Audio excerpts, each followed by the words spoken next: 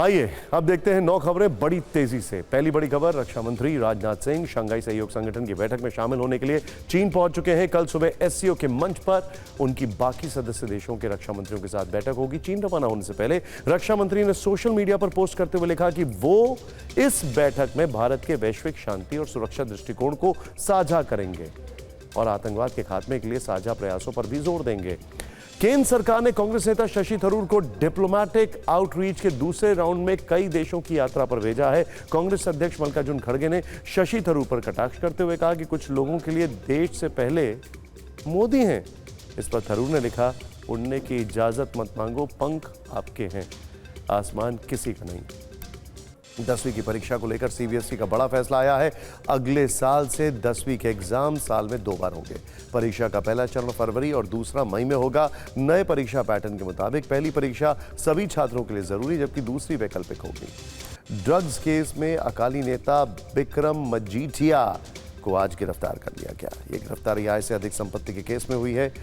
FIR के मुताबिक अकाली नेता बिक्रम सिंह मजीठिया के पास से 500 करोड़ रुपए के लेन देन से संबंधित दस्तावेज मिले हैं। 2007 से 2009 के बीच 161 करोड़ रुपए कैश लेन देन की डॉक्यूमेंट्स मिले हैं, जबकि विदेशी शेल कंपनियों से 141 करोड़ रुपए की कमाई का खुलासा हुआ है। मजीठिया ने 194 करोड़ रुपए की जायदाद खरीदी। साथ ही 237 करोड़ रुपए मजीठिया की कंपनियों में डाले गए, जिसका कोई वैध स्रोत नहीं मिला है। इस गिरफ्तारी के बाद केजरीवाल ने कहा, नशे के खिलाफ जंग में कोई नहीं बचेगा। यूपी के जेल अधिकारी के रवैये पर सुप्रीम कोर्ट ने नाराजगी जताते हुए 5 लाख का जुर्माना लगाया है। जमानत का आदेश देने के बाद भी गाजियाबाद जेल से आरोपी की रिहाई नहीं होने पर सर्वोच्च अदालत ने नाराजगी जताई।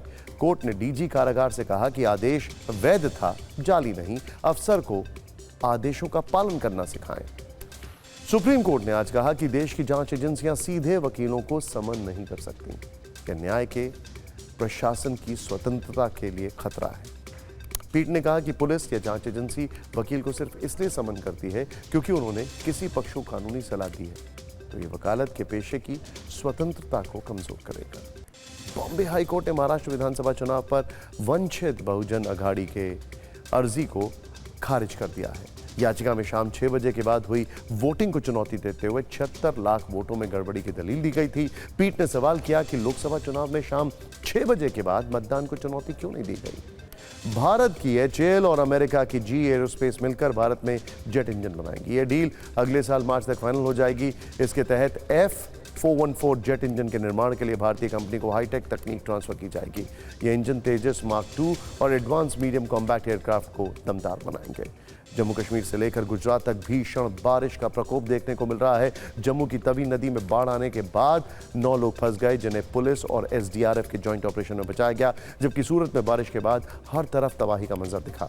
सूरत के कई इलाकों में करीब 4 फीट तक पानी भर गया है।